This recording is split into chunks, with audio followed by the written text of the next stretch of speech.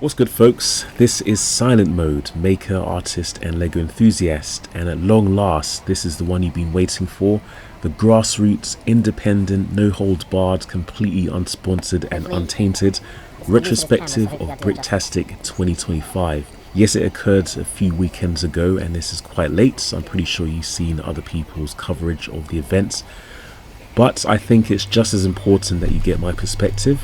It's a fairly unique perspective as somebody who isn't quite immersed within the Lego space or community, as some people put it. I've had some rather shady experiences with events purely from a personal perspective, and while I am cognizant of crapping all over somebody else's efforts, I wanted to be real with people. But fortunately, I can say that I had a really good time at the event. It was definitely a breath of fresh air. And I'm glad that I went. I'm glad that I had the opportunity to exhibit as well as visit, and maybe there'll be another one in the future. However, as is traditional, I'm going to go over positives, negatives and takeaways purely from my perspective. Before I get into that though, I wanted to acknowledge that there have been quite a few not so pleasant things that have happened since then. Even going into the event, I was feeling the effects of the Wuhan special. Fortunately, I've more or less recovered now. And then on top of that, a couple of weekends ago, I had a really bad case of food poisoning. Basically wasted the weekend recovering. And then unfortunately, just last week, I found out that I'd been kicked from the job that I had, which was quite a blow, but it couldn't be helped given what happened there. Hopefully things will get better in the future, but I appreciate all the support I can get, both with the job and the financial situation and with the hobby itself. One of the biggest benefits of going to Bricktastic was finally getting to visit the new Lego store at the Trafford Centre. Gotta say, it has one of the worst pab wall experiences I've ever experienced, but the store itself was quite nice and it's a short walk away. As a matter of fact, it's in the same complex from the Manchester Discovery Centre if you want to visit there. So it was great to visit the Trafford Centre for the first time in years, as well as the Manchester store, now called Manchester Arndale, if you check out the Pab Crawler YouTube channel. Anyway, enough waffling. Let's start, as is tradition, with the positives. By far the biggest positive, the biggest benefit to going to Bricktastic was the sheer size. And some people have said it's actually the biggest event in Europe.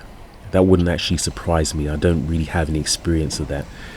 But definitely one of the biggest benefits and positives of Bricktastic is its size.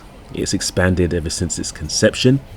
It's basically taken up most of the main building in the convention center. And the main benefit of its size is that you get to see a lot of different things, whether it's different kinds of builds, different people as a visitor or an exhibitor. And there's lots of other things to see and do as well, whether you're interacting with Lego staff members, even having conversations with designers, or playing video games. I know that some people from Lego were there showcasing Fortnite, and that's an interesting activity as well. You can actually build things at these events, whether they're playing around with 2x4 bricks or taking models home with you.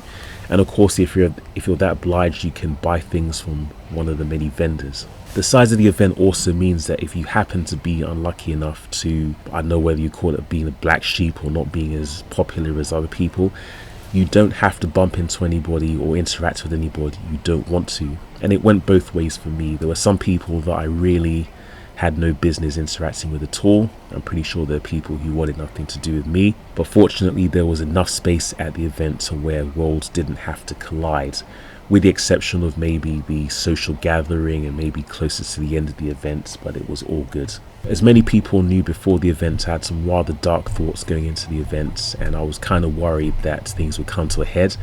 People would try me, they would give me their usual drive-by comments, or they would talk behind my back. Really, that stuff isn't any of my business as long as I don't know about it, but I'm very fortunate to say that none of those things really happened there. I mean, there were obviously people who made a point of pretending I didn't exist, but those people at the end of the day didn't matter anyway. Let's talk about some of the people that I was particularly happy to see.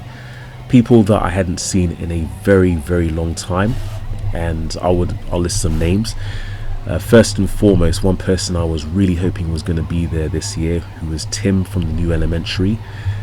It was really good to see him, and it's good to see that we're still on good terms. He reminded me that it's actually been about 7 years since we last saw each other, and again, I was really proud to see him. Other people, including my good friend Molly Rose, who's an up-and-coming Lego enthusiast. She's going to be there next year, or at least I'm encouraging her to be there next year. She is no slouch when it comes to building, and I can't wait to see the good that she'll do once she engrosses herself in the hobby. People who I used to get on with, still get on with, I would argue, from the London group I used to be a member of, but no longer am. Obviously people from Brickish who I hadn't seen for quite a while. Even somebody from Paredes Decora, not sure I'm pronouncing that correctly, but I hadn't seen him in years. Had wanted to go to Paredes Decora again, but it's been difficult for various reasons, and maybe in the future I'll be able to once again. I even saw someone I met at Smurf last year who was Blaze from Blaze Tech. It was good to see him. That was actually a really nice surprise. Two people who I thought were sorely missing and I'd hoped would be there were Peter Reed and Elspeth. I call it Elps. Hopefully they're both doing okay, but I just wanted to mention that they were really sorely missed, at least from my perspective anyway. Other people that I met, I bumped into Mac and Blair Bricks, who do a far better job of recording what goes on at events than I ever could. They were really helpful in that they were very friendly still, first of all, and secondly they showed me how to use my new camera. I actually got myself a DJI Pocket 2, and it was actually inspired by seeing them for the first time at the Great Western Brick Show a few years ago. I remember that they had those cameras and I was really intrigued. But they took time out of their busy schedule to show me how it was used, and I really appreciate that and hope they're doing alright as well. Other people, let's talk about staff from Lego actually. I got speaking to some of the staff who were behind the Bricks and Pieces sites. I got into some really good conversations with them. They were showcasing a few things they were working on in terms of the site, including a new way of picking elements from the Bricks and Pieces store. They also had a minifigure builder with them, something that you could use to customize minifigures. So I got talking to them about various things that I thought they could improve, and I even got into a conversation about accessibility. Now that's part of my day job, building websites, and it's something that I've seen for many years that people just put into a corner. They don't think about it at all, but it's good to see somebody in Lego at least taking it seriously, because it's something I think that's going to affect most of us, and it's quite disturbing that many of us don't actually give it a thought. But that was a really good opportunity to interact with Lego staff. They seemed to appreciate my feedback as well. I made some observations about what I think could be improved about the Bricks and Pieces experience, and they seemed to like what I had to contribute. Surprise meetings. Some of you may be familiar with Pab Crawler, which is my other Lego based project on YouTube. I actually met the winner of a giveaway that I did many years ago. I gave away some items that I got from the Dublin grand opening, and I didn't expect to meet them in person, but it was a very nice surprise. They appreciated, I think they appreciated the giveaway prize, and they also tipped me off about a Lego store opening in Northern Ireland, specifically Belfast. Hopefully I'll be able to get there on the grand opening day. We'll just have to see how things go. Now, one thing I was concerned from the outset was the amount of press that a group called Gayfol was getting on the part of the organisers, but I can pleasantly say that I had no problems whatsoever with members of Gayfol. I've had good conversations with them, and mark my words, they can build. I can say that I get why they have a presence, and I get why they probably got so much press. If you've walked around Manchester, it's quite liberal, and they have a lot of advertising for LGBT stuff. I don't know if any of them have ever experienced discrimination in the Lego hobby, but at the end of the day, I choose to see it as, well, they have something in common with each other, and ultimately I think Lego should be for everybody. I was concerned because there has been a lot of political pushing in recent years, and I'm not really a fan of it. There may be some rumor going around that I have an issue with LGBT and other protected groups, but in my book, it doesn't really matter what somebody identifies with as long as they're not an a-hole. I don't give a damn, and neither should anybody else, but clearly there are people who do. But just for the record, you got no problem with me, I've got no problem with you. Speaking of very pleasant interactions, I gotta say a huge thank you to the members of Black Lug, headed up by my man Wes. They really made me feel like $1,000,000 when I was at the event. They were incredibly supportive, and especially with helping me to get the word out about my Nintendo Gameboy model. By the way, thank you guys who've watched the video on the Nintendo Gameboy. It's certainly been one of my more successful videos as of late. But I wanted to make a point of bringing the model so that people could see it in person, and again, they were really supportive. They helped me promote it, and in general I had some really good interactions and conversations with members of Black Lug. I guess now that I've got the brick, I'm an honorary member. If not, then I'll definitely consider joining. But I can't say how much I appreciated the whole experience interacting with them. They were all really friendly. And lastly, in terms of interacting with people, I had made my intention clear that I wanted to go to this year's event in Scarebeck. It seems to be an invite-only event, so I've very briefly talked about difficulty in getting on board, but at least now I know the process of registering, and that's going to be my focus for the time being. I just have to make sure that I can get a ticket, and then I think everything will sort itself out. But I did want to state my intention that I planned on going to Scarebeck. Now, I may not be able to get there for various reasons, but if I don't, then there's obviously going to be a reason as to why it hasn't happened. But my intention is to go just the 1 year, whether it's this year or sometime else, and then let other people have it back as an invites-only thing. But I wanted to have that experience because people rave about it and it seems to be really good. Some people have said that it's just gotten too big in terms of the number of people, and maybe it's not as alluring as it has been, but I think that's definitely one thing that's been missing, and I'd like to stick it to some people, quite frankly, and say that at least I've had the opportunity of getting there. In terms of some of the merchandise I brought, which is absolutely necessary, because if I'm not promoting myself, then nobody is, quite frankly. I did manage to shift a lot of my stickers featuring the Maker's Mark, as well as some of my business cards, which now feature examples of my work, and I'm gonna have to get some more of both. I don't know why it is, but the color purple seems to be really popular, so I've more or less ran out of purple and blue stickers, and I may introduce some other ones in the near future, maybe some in different colors, some smaller ones, etc., maybe of different subjects. And also I had mentioned that I'd be giving out some of my own, in quotes, awards to models that I really liked at the event. I was really concerned, as part of some of my dark thoughts, that the awards wouldn't be appreciated. Maybe they'd end up in the bin or thrown back in my face, but they seem to be appreciated by the people who received them, and I'll get into the awards themselves maybe in a later video. But I thought it would be a nice gesture, and it seems to have gone down quite well. Will I do it in the future? I don't know. It was actually quite difficult picking some of the recipients of the awards, and when done properly, it can actually be quite tough, because I don't want to leave anybody out, but at the same time, they are my awards, so I decided who gets them.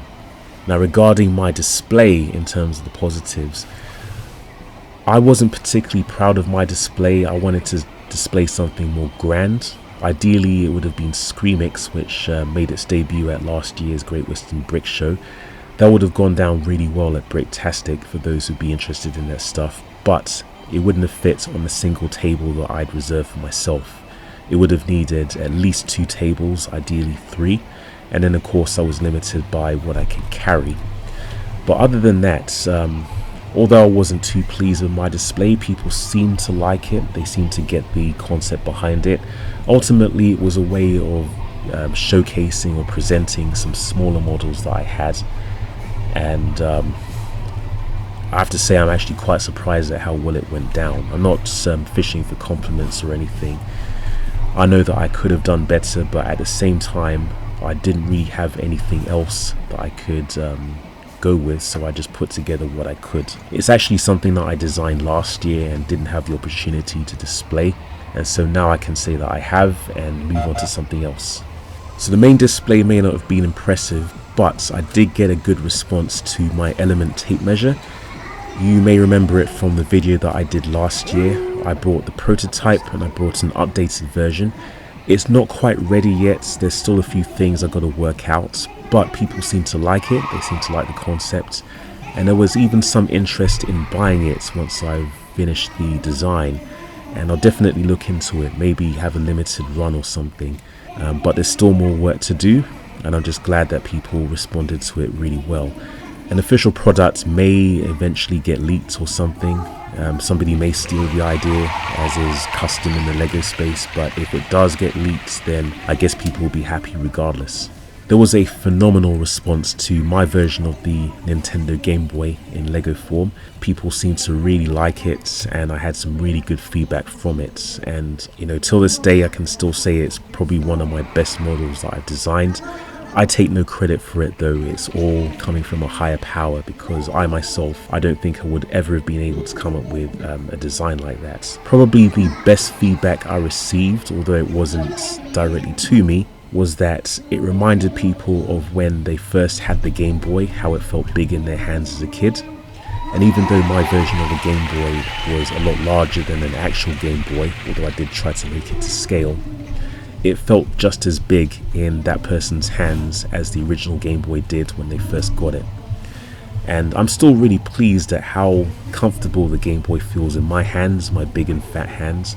It just feels right to me, and that reminded me that I didn't have to create an exact replica out of Lego. I had to create something, or at least I wanted to create something that was aesthetically pleasing and as closely as possible resembled an actual Game Boy, and I think I've managed to accomplish it. Once again, thank you guys for making the video of my Lego Game Boy, even with its out of focus footage, one of my most successful to date. Now let's talk about the negatives, and even though Bricktastic went really well for me, there were some. Of course, remember that this is purely from my perspective and not necessarily representative of anything on the organizer's part. One minor negative was that of the awards that I gave out, there was one that I couldn't, because unfortunately the model I would have given it to had left the building on the last day. It is actually quite annoying when that happens. I've seen it happen at other events where the person picks up and leaves before the event ends. I'm pretty sure we're not supposed to do that. But at the same time, I understand that they had other engagements. It would have been nice to have given out that last award though. All the other awards had been given out. Another negative came on the social dinner, or at the social dinner on the Saturday evening. Somebody had the grand idea of playing what they called stand-up bingo. Don't do that. That was, I'm not going to say it was embarrassing, I'm pretty sure people enjoyed it. But if you really wanted to be suspicious about it, if you really wanted to be conspiratorial about it, it was a way of ensuring that certain people couldn't win the prize, or that certain people would win the prize. There was one positive about it though, that while people were busy playing it and having a good time, or at least it sounded like it, I had the opportunity of going around and filming things that I couldn't have filmed during the day. And believe me, I needed all the time I could get, because there was a lot to film and even I couldn't get all the footage I wanted. Wanted to give a shout out to Ryan Fitton, who did a really good job of capturing just about everything at the event, including my table. And a big shout out to everybody who had actually featured my table, as mediocre as it was, in their footage of Bricktastic. Probably one of the bigger negatives of the events was that even with the Game Boy, even with a good display, there was no chance of being featured in some of the more established channels. And I realized that, and I knew that because of who was at the event. I knew that I wasn't going to get any press from some of the YouTubers. I knew that I wouldn't have gotten any press from the Lego designers. There were just too many people hating, unfortunately. And again, I'm not saying that I should have been featured. I'm saying that there was probably no chance of it happening. I'm not hating on anybody who did get featured, however, that's just how it goes.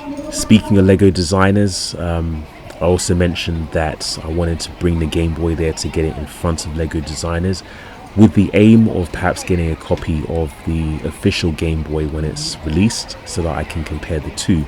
Unfortunately, I didn't get any exposure to Lego designers at all.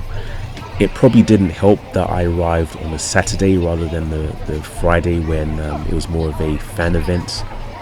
But I don't think I saw any of the designers there at all. I don't know how many there were. I guess there was no chance of getting in front of them anyway, because they would have probably spent more time with the people they wanted to spend time around. There may have even been people discouraging them from interacting with me, who knows, maybe some of them don't like me, but that's just how it goes. Maybe somebody else could have a word in their ear or something.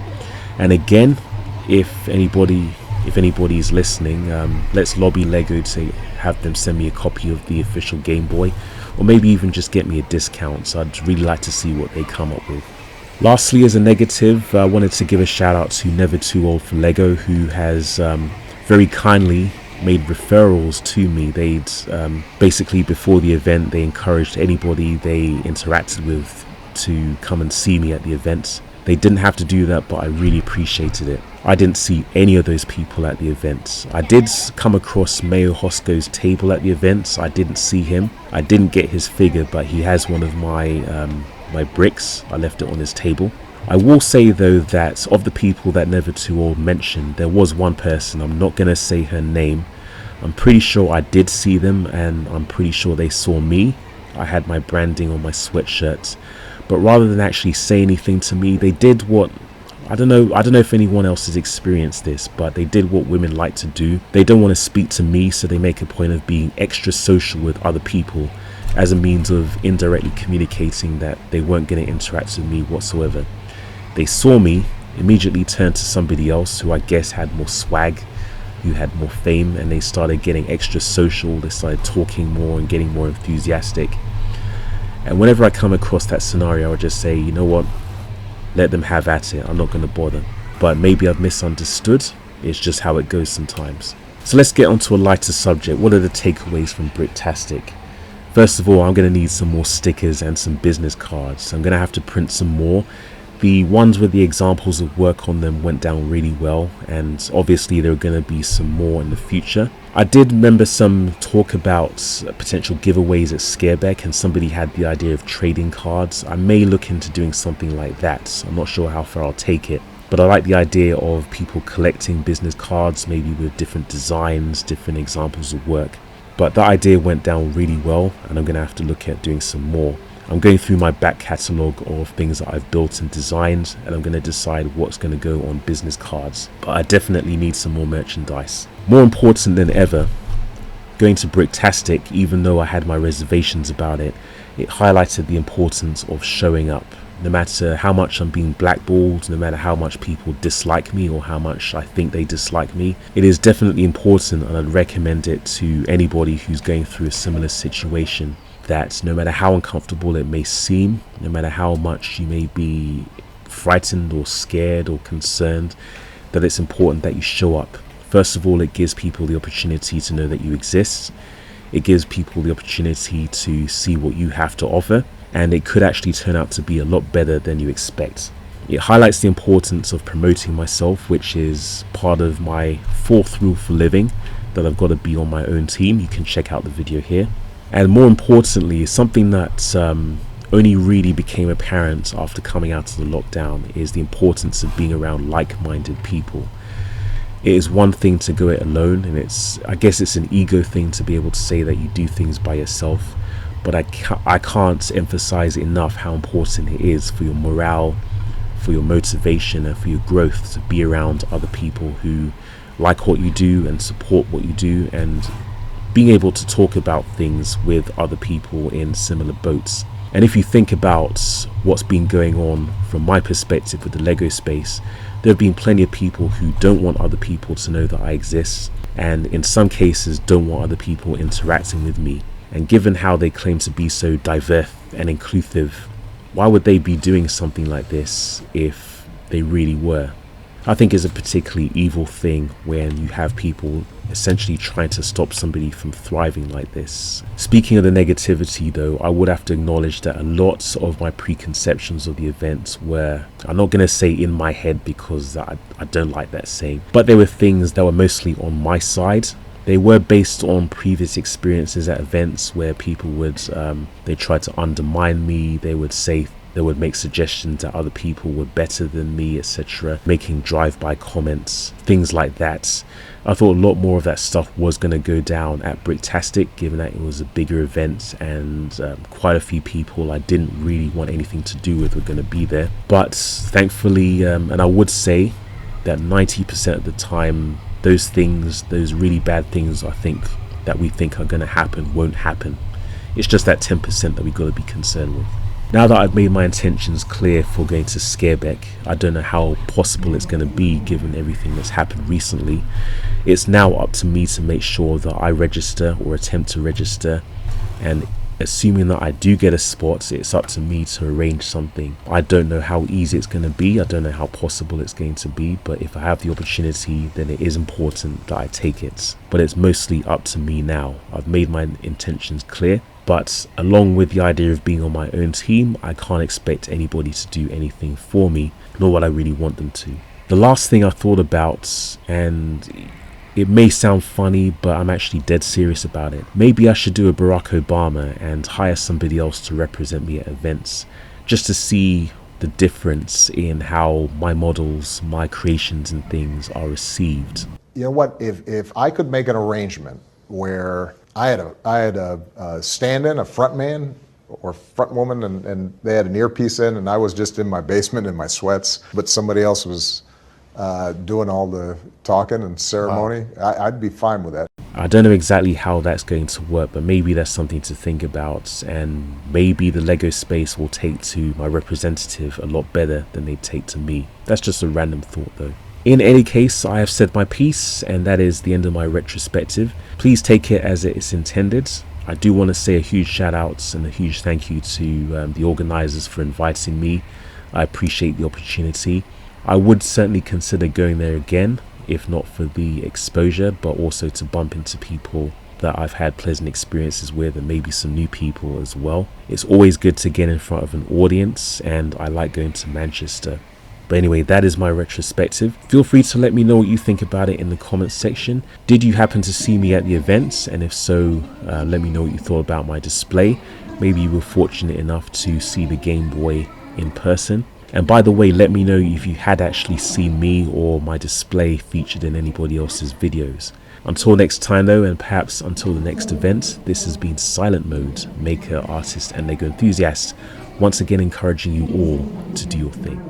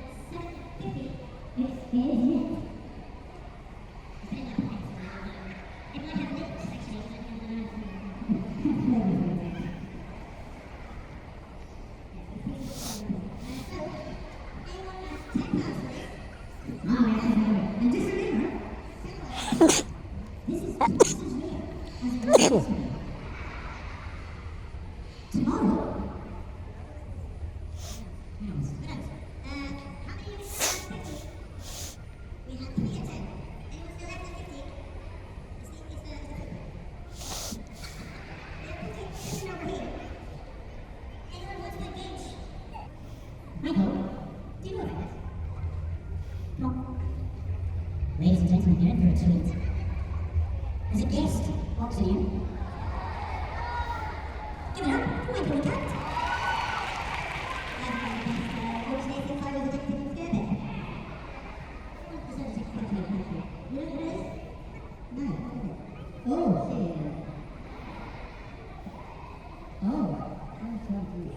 This is a prototype model. There's only 1,000 produced. I'm going to be really medical now. I'm not going to scan anything. It looks like a big cartoon. There it is. The technical term is an MRI scanner. Donut scanner, I think. Yeah. There are 1,000 produced. They were 4 hospitals. So this is the one that we picked up a kid in hospital, really. That's what we did. We put it away. You're never going to get this. This is the produced, really. In black and white, as you can see. Black and white. So, I don't know. Let's start the bidding at, 200. 200 I've got, we have 220 anyway. At 200, we have 220. At 200, then when I haven't got the glasses on, you will need to shout. 220.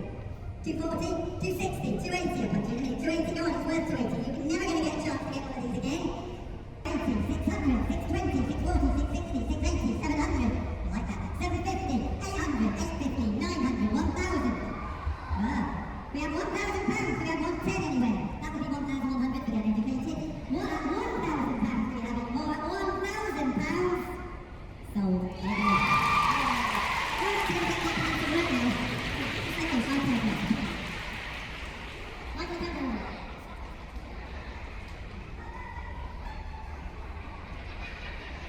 Change of pace. Banana. Plenty of users. Come on, who's got skin in the game? And this appealing item. So myself, okay. 4 banana. There's a hat. Exclusive from Play-Day. Lego Play-Day. You can wear it like this and look like Nelson. Or a Sentry Centurion. Let us make all the uses. So we'll start the bidding at 20 pounds. 20 pounds, 20, 30, 40, 50, 60, 70. This is Centurion, 80, 90, 100, 120. We have another guest auctioneer tonight. He normally does the auction at Scaredeck. So give it up for Mr. Bennett.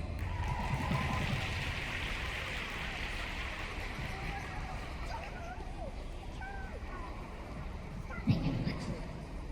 We have a super duper special, it's the event set from Scaredeck, exclusive to New Order. And then there's a wooden pin. It is the very last one, he says. But it's one of 7 different editions. So, who has all 7 different editions? No, he doesn't even have it. Louis has. So, one pin, 10 years, the Scaredeck cannon, and the Yen 5 minifigure. And Michael, how are you bidding? Right. Does anybody know about the water bomb that Michael bought a few years back? I actually, he made a lie this year. No, I talked to your daughter and she didn't drink the water. My baby did. My baby son. So we start bidding at 100. Nobody at 100. 100, thank you. 110, 110. Where? 120 down there. 130, 130. Anybody high? 130. The yen buy me here is 200. 140. 140 over here. Anybody higher? 140 over here. 150. 150. 160. 160 over here. 170 over there. No. 160 over here. Oh, that's cheap. Nobody knows how many cabinets are left. 160. Anybody higher? 160 going once. 160 going twice. 170 in the back. Thank you very much. 170 in the back. Going once. 180. 190. 190 in the back. 190 in the back. 200 here. 190 in the back going once. 190 in the back going twice. Last chance. 190 in the back sold. What's your name, sir? Name. This magnificent box. So this magnificent box that I am not going to hold up. Do you know why? Because it's got heft. It is the heftiest auction item we've ever had in the last few years. Yes, it's got heft. So this is a box full of sets. There are 13 sets in there, and there's some little limited edition flashes on it and stuff. 13 is what it's saying. The only downside that I have to be honest about is they have been opened and they have been built before being resealed. However, that was done by the guys at Bricktastic, and so they've taken very good care of the pieces. Plus they're all famous. Their pictures are all over the internet. Of these exact models. And as Ken says, fingered by you. That's got to be worth them. That's got to be worth some money. Oh, you'd hear? Sorry. Allegedly. So yeah, so we've got some absolute crap sets. I love this one. Absolutely. Vinyl record player, we've got a Sylvester, we've got... There's just lovely stuff in here. Yes. So it's worth it, folks. It's got heft. It's definitely got heft this time. Yes. So they're minted, resealed boxes. Built by famous fingers. Reminted. Yes. Fingered by famous people. Yes. And the photos are all over the internet. Sounds really good, isn't it? Okay. So we'll start the bidding at £100 for the lot of them. Ron, 110, 120, 130, 140, 140 anywhere? 140, 150, 150, 160, 160, 170, 170, 180 anywhere? 180, that's 180, 190, yes. £200, we have to go to there. 210 anywhere, Ron, you said 210? No, £210? We have £200, £210 anywhere? 210, 220?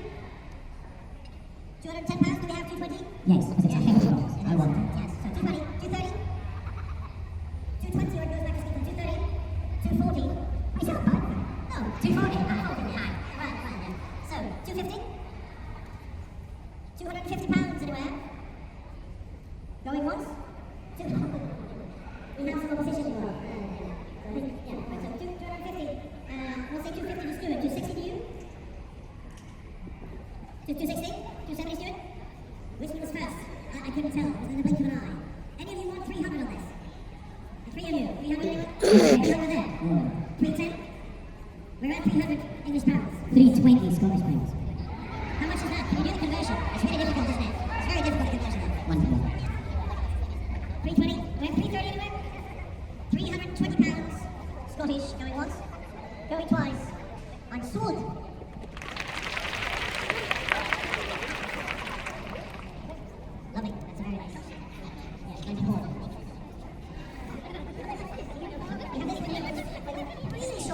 It looks small, however.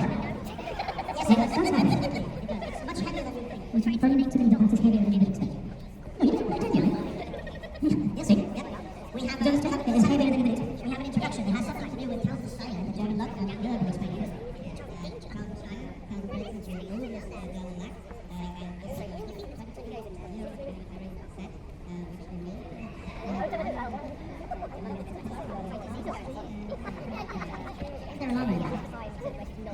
Because it is a copper, I think that's what it is. There's an arm. Okay, right. Well, in the set or on the and the one. The stars of the mountain. So we'll start the bidding at. It's difficult to know what it looks like, so we'll start the bidding at £50. Alright. Let's say £50. £60. You have £60? £60? £60 anywhere? One of them will think 70. Anyone over 70 here? £80? £80 anywhere? £80? £90? £100? I would have put £100? £90? Going right? Going once? Going twice? And sold at £90.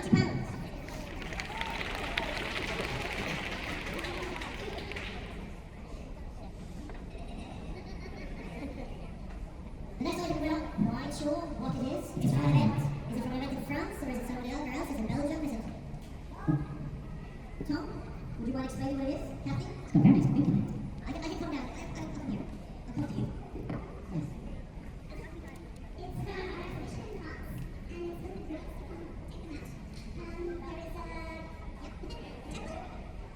There is a temple and a t-shirt from Romania. A book in French, sorry. About the adventures of Bricktastic. And an important presentation. Yes, and there is now there is a puzzle in there. You have magnets and postcards. And the item is cards. Yeah, so we got permission of the print 100 puzzles. So it's 2 by 2 tiles, and it's of the Roman mosaic. In the Museum. So it's a limited edition of 100.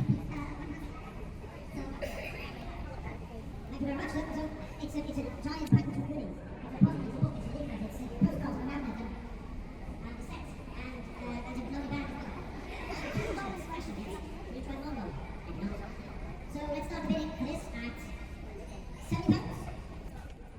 £70? I mean, basically you all know French, right? Yep, okay, yeah. Louis, lovely. We have £70.